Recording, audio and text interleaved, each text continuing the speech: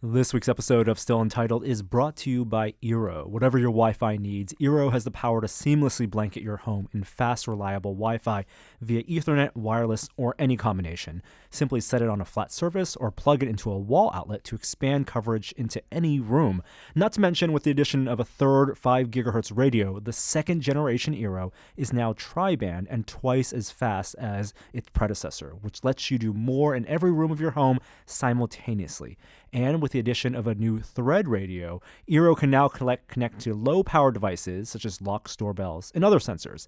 Meanwhile, Eero Beacon is half the size, but it's even more powerful than original Eero, so whichever model you choose, with Eero's incredible customer support, you can call and get a hold of a Wi-Fi expert within 30 seconds. I have Eero plugged into several outlets in my home, which lets me use my Nintendo Switch and play multiplayer games basically anywhere, even like the bathroom. So for free overnight shipping to US or Canada, visit Eero.com, that's EERO.com, select overnight as a shipping option, and use the code UNTITLED at checkout. Now on with the show.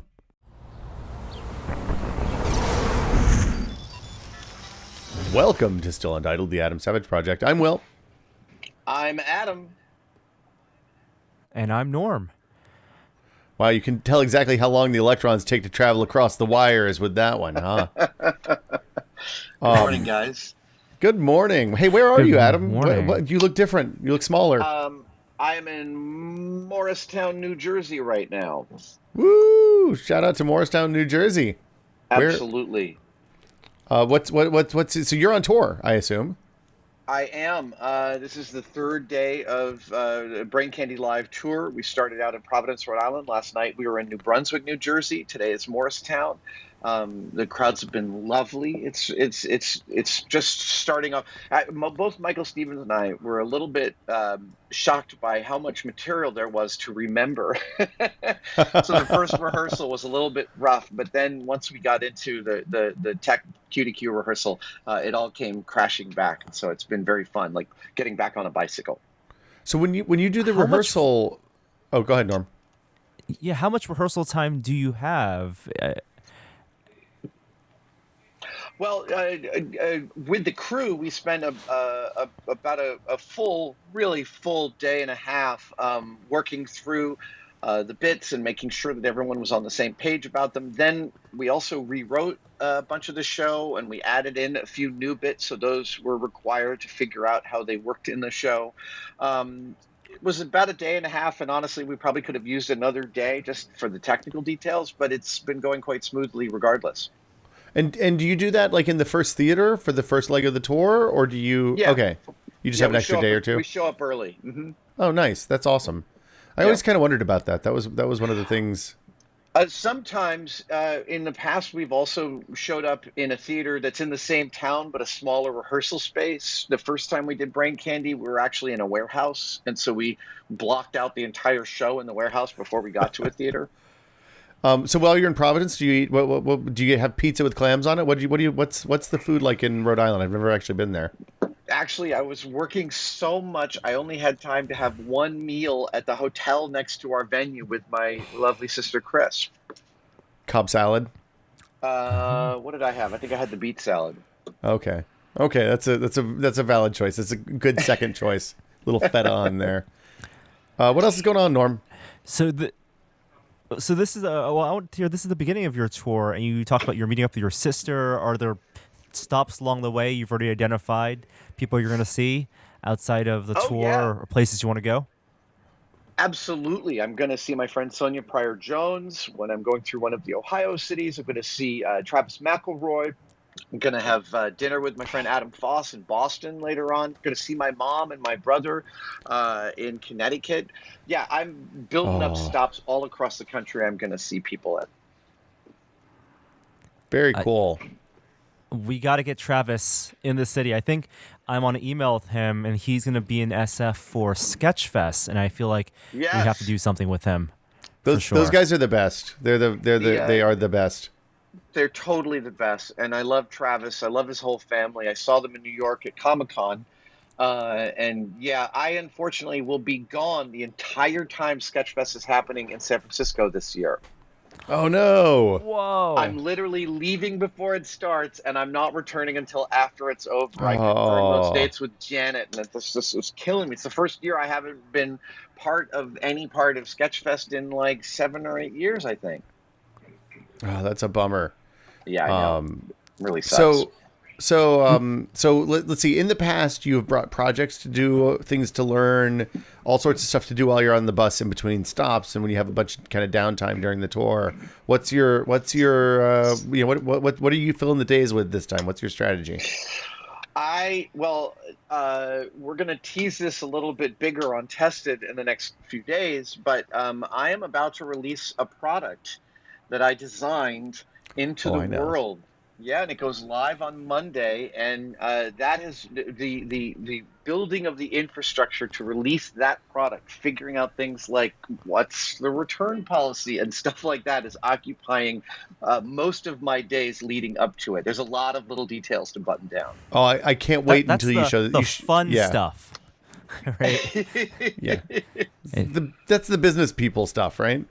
Well, The it's actually really lovely, right? Because I am an avid consumer, and so I really get to put my money where my mouth is in terms of the customer experience that I value and how I'm going to give that to the people that are going to purchase a product from me.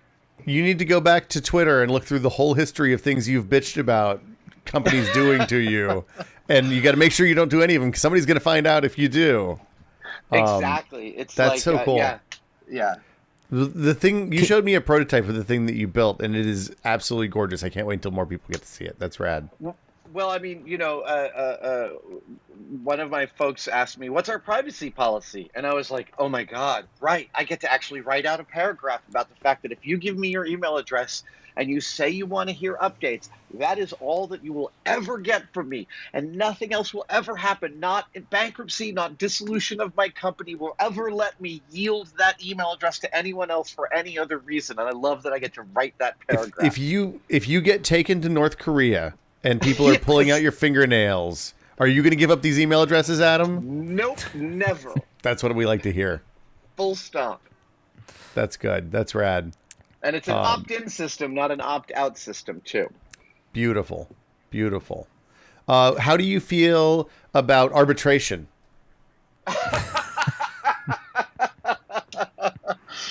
No, I'm not going to bully people into arbitration. Okay. Whew. Okay, that's Yeah. good. That's good. No. so you were traveling, Adam. You started a tour a couple days ago. We're late on the week now, but this past weekend we hung a little bit. We went down to Prop Store.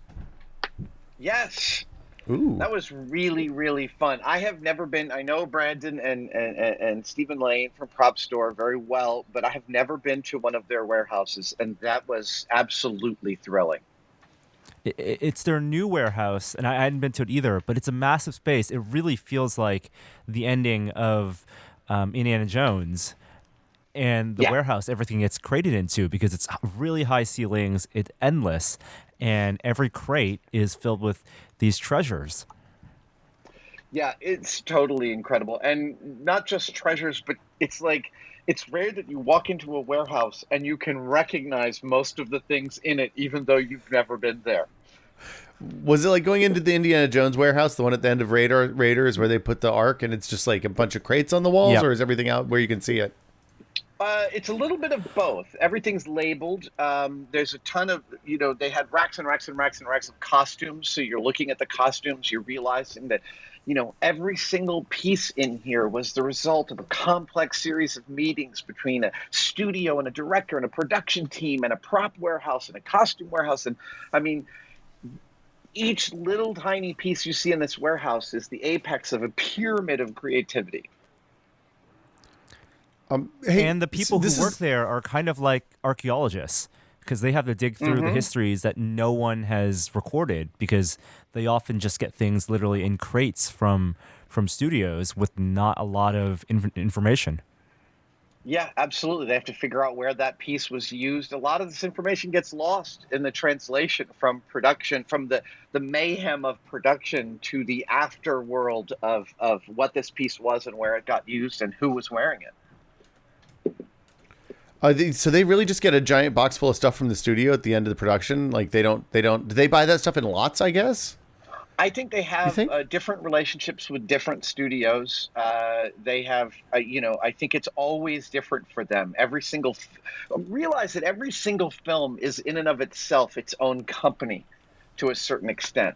And thus, every single film has its own corporate culture. And I think that Prop Store has to navigate that on a studio by studio and sometimes film by film and sometimes director by director basis. Cool. Hey, can we like jump track a little bit here? I'm trying to find I don't want to make a lot of noise typing, but there was a really interesting thread on Twitter yesterday about Justice League. Did you see this, Norm?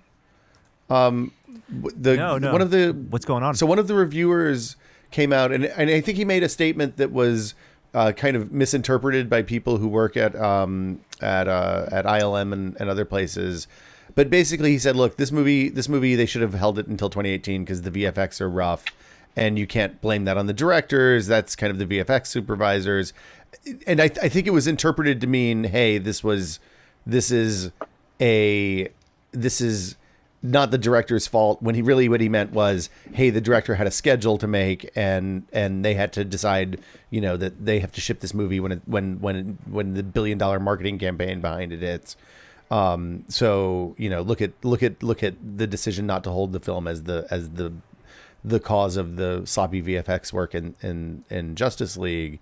If I haven't seen it yet, so I mean I'm reiterating this reviewer, and then a bunch of people from the effects industry came in and were like, look, including directors came in and said, look, ultimately at the end of the day, the director is the person in charge of this giant moving, this assemblage of moving pieces, and you get. Like it's on them. The buck stops with the director at the end of the day. And as somebody who's worked on the VFX side, I'm kind of curious, like what you think about that. If you think that that's fair or it was. I'm rambling a little bit, but I think it was interesting because like you had somebody making a statement and the directors were coming in and saying, "Hey, you're wrong. We're actually the ones responsible," which is unusual for Twitter and modern discourse. That is, I, in my experience in the special effects industry, it goes back and forth. I have heard stories of producers deciding to render effects at a lower resolution than the director desired in order to meet delivery deadlines and cost deadlines. I have certainly heard that story repeatedly. Battles between studios and directors over the overall quality of how that rendering happens. Yeah, I mean, yeah. Go ahead, Norm. No, I completely agree that, I mean, we try to think of films as purely art pieces and collaborative pieces between creative people, but it's also collaboration between the business people too. And that's the producers, and their jobs is to keep it on schedule, on budget. And those are, the constraints of money and time are very real things for any type of creative endeavor. Yeah. Also, this is a film where they had a ton of reshoots. They brought in Joss Whedon after Zack Snyder had to leave, and I'm quite positive that the demands on production were exorbitant. That because of Whedon coming in and doing a bunch of reshoots and all this stuff had to be integrated with what they already shot, there must have been a tremendous amount of people working very hard to get this to meet the deadline. Oh, no doubt. And in a movie like this, there's thousands or tens of thousands of effects shots, right? With like probably 6 or 7 companies all working on different bits and pieces. If it's like the Marvel movies, then you look at the VFX reel at the end of that, and there's a half dozen companies at least on any one of those films. So it's a big undertaking. Dig had that classic link that they usually do for big blockbusters like this, which is the what are the reviews overall saying about Justice League? And I clicked on it because I tend to like that aggregate that they do. But on my mobile phone, I could not get past whatever pop-up ad they had. It would show up and just take over the whole screen, and there was no way to get rid of it or scroll past it without signing up for some bullshit so I just was like, nah, never mind. See you later. Can we talk about what grinds my gears, Adam? Do it. Let's when you scroll on a web page and they have those ads that window pane down and then window pane back up, But if it doesn't work right on your mobile, then it just makes the whole page jump up and down and is unreadable. I just turn the page off. I'm never going to go back there again. The website's dead to me. Yep, they can bite me. Yeah. I can't stand that. Drives me absolutely insane. Pits. Well, Sorry. specifically with Justice League, and speaking about aggregates, obviously Rotten Tomatoes is the aggregate that most people go to look at reviews, and they did something different this year for Justice League. They held their page, they held their tomato meter score because they wanted to announce and unveil the score, because it's so important now, I guess. Oh boy. With like a web show they were debuting last night. Ooh. How'd that go for Justice League? It's pretty good, right? Not well. Okay. And it's not like anyone else. It's not like you can't find the reviews yourself. If you bookmark, all of your reviewers' favorite movie pages, you could make your own aggregate. But we rely so much on this Rotten Tomatoes score, and I think we hold it to such high importance. I know there's a lot of talk between studios about how important that score is, and I think studies have shown that actually doesn't really correlate to how well a movie does. There are movies that review very well, that don't do well financially. It didn't correlate for Blade Runner one bit. Blade Runner has Exactly, an 87% and made not much money, sadly. Right. It's right. done okay internationally, which I'm pleased about. But I mean, the saddest thing for me about Blade Runner's ticket sales receipts not matching its Rotten Tomatoes score is that means that no one's going to try and make that movie again, or it's going to be a long time before a studio takes that kind of gamble. And we need more weird, hard R thinky science fiction. We're just better if we have, more than just bubblegum science fiction, right? They should have put the Incredible Hulk in it. That would have brought people to the seats. How great was Thor Ragnarok? Have you guys seen it yet? I haven't seen it yet. I'm going today. I'm the worst. We'll talk about it next week. Can we talk about it next week? Okay. We'll talk about it next week. I also week, want to point for out sure. that I've been totally silent about this. I've been totally silent about this, but the new Mythbusters aired last night on the Science Channel. And I feel like it's incumbent upon me to mention that. I met Brian and John at New York's Comic-Con. That was the second time I met them. I met them on the set of the Search for the New Mythbusters back when that first started. They're delightful guys, and I'm only bringing it up to say I haven't watched it yet. I plan to today, but I wish them every success, and I love reading the Twitter response. Seems to be very positive. They were working with a lot of my own Mythbuster crew, and so it makes me very, very. And my heart is full with the idea that those two guys get to host that show. I hope they get to host it for years and enjoy it as much as I did. That's awesome. Yeah. So cool. And I believe people have they've put up the first act of the show on their Facebook page, Mythbusters Facebook page. So if you don't have Science Channel, you can still watch a good chunk of that show online. Oh, that's Cool. very cool. The future. Hey, guys, I got fiber into the house. It's so fast. It's so good. Really? Oh my God, it's the best. Norm, you didn't tell me. You've had this for ages. It's so nice. It's amazing. Yeah. Everything uploads really fast. Everything downloads really fast.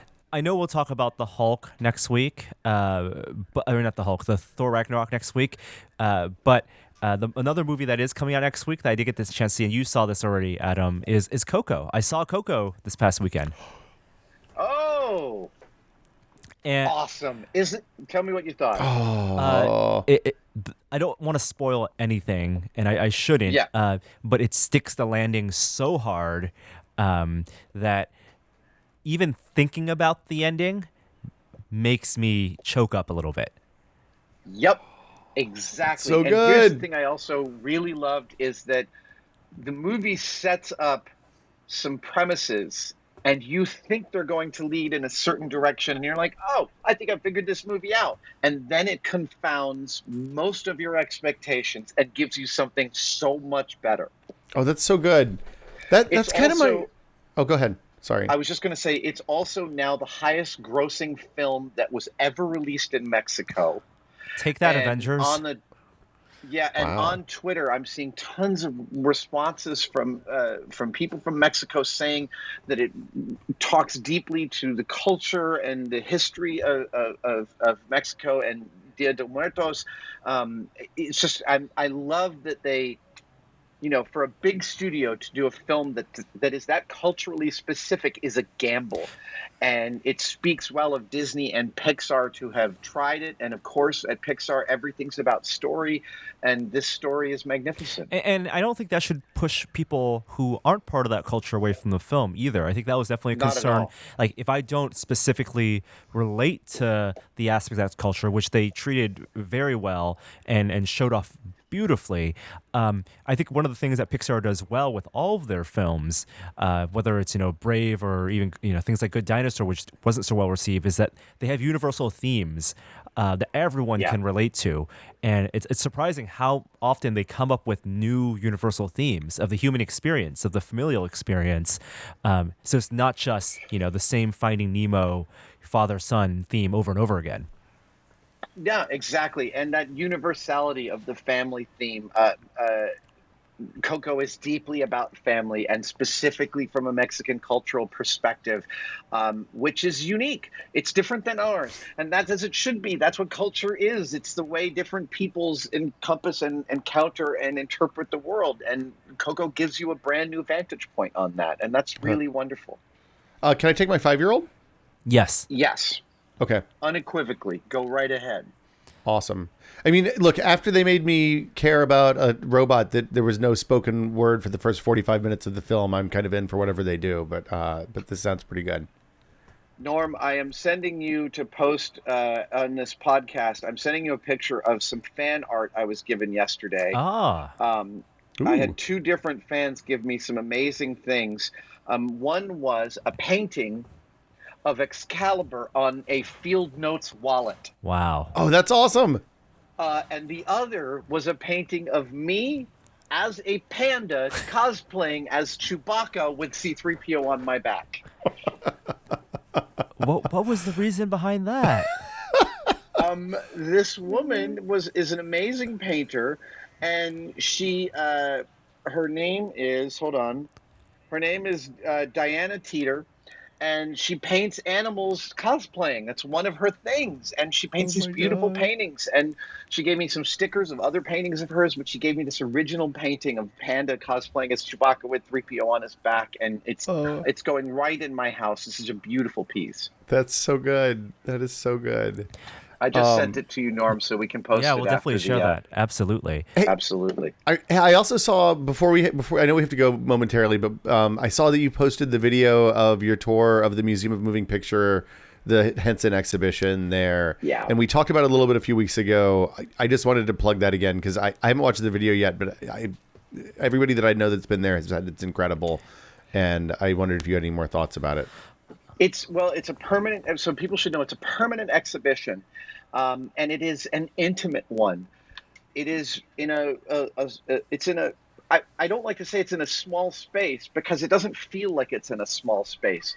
Architecturally, it's put in just a few rooms, but narratively, it really moves you through Henson's incredible creativity and deep history in a way that I found super moving. There's a point at which you turn around and see a classic Muppet, and I caught my breath at seeing Rolf. I realized he's one of my all-time favorite Muppets, and maybe the only Muppet without any kind of neuroses. Rolf's scene in the Muppet movie where Steve Martin in the restaurant is my favorite Muppet scene ever. He's just so soulful. Rolf is the most human of the Muppets, I think. The least Muppety. I totally agree. People should be surprised by their own reactions because, as much as you might love characters from Sesame Street or the Muppets or even things like Dark Crystal, I don't think the reaction that you feel is you can realize that until you're in that moment walking into the room and make eye contact with those puppets. There's a deep connection there that brings something out of you that's difficult to explain. I totally agree. I think I saw a traveling exhibition of stuff at maybe Disney World at MGM 15, 20 years ago. And just seeing Kermit and seeing Fozzie and seeing Gonzo and like realizing that these are not just these things that live in my head and live on the screen, but are real things that somebody's hand was inside and that a human was driving and seeing how they work. a lot of times seeing how things work takes a little bit of the magic away for me. Like the behind the actors studio of the Simpsons cast kind of messed up the Simpsons for me for a long time because I couldn't not see Nancy Cartwright and Hank Azaria and Harry Shearer when I was hearing those voices. But this made it better. So I'll tell you something that Dave Goelz told me. Dave Goelz, the Muppeteer who has performed Gonzo since the beginning, and also Dr. Bunsen Honeydew and all sorts of amazing characters. First of all, I got to see Dave Goelz as Gonzo sing. I'm going to go back there someday to Michael Giacchino at his birthday party in England. God. The most amazing thing about that is as soon as Gonzo goes on Dave's hand, Gonzo's there. It's not Dave performing Gonzo, it's Gonzo. And then Dave told me about performing Gonzo for a bunch of school kids at one point. And after he left, apparently the teacher said, just after he finished the performance, the teacher said, "Let's give a hand to Dave." And the students were like, "Who's Dave?" They like barely even registered that there was a person underneath the puppet. They just engaged. And you do. It is.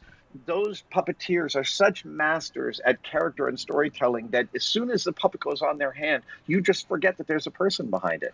Well, so at the museum, at the museum exhibition, did they show do they show cross sections of the puppets or anything that's truly because they're relatively simple puppets, right? Like compared to like Jabba the Hutt, who's a incredibly complex puppet. They're very simple. The puppets aren't disassembled, but they are diagrams, and the apparati that the puppeteers use are often on display right next to the puppets. So from the headbands to the monitors to the rigs. Yeah. Cool. Totally worth visiting. Cool. The other thing I want to give a shout out to that's on the site this week is our final video from Adam, your visit to the Blade Runner set, where you were honorary stuntman in the second biggest water tank in Europe. It was truly astounding to see those waves crash into you. It really was. 1 million gallons, and the dive crew for Blade Runner was super awesome, super professional. They were fabulous about putting me in their rig and letting me receive the full force of it. Afterwards, they gave me a dive crew t-shirt. They made me an honorary member of their crew. They welcomed me like family. That's awesome. That's so cool. Well, I guess that's it for us today. Norm, anything on the site this week you want to plug? Those are the things. Also, some stuff from DesignerCon, but we can talk about that next week. I did have a nice chat with our friend Jason Freeney, artist, sculptor, toy maker. So that will be on the site this weekend. But have a good week of touring, Adam, and we will check with you next week.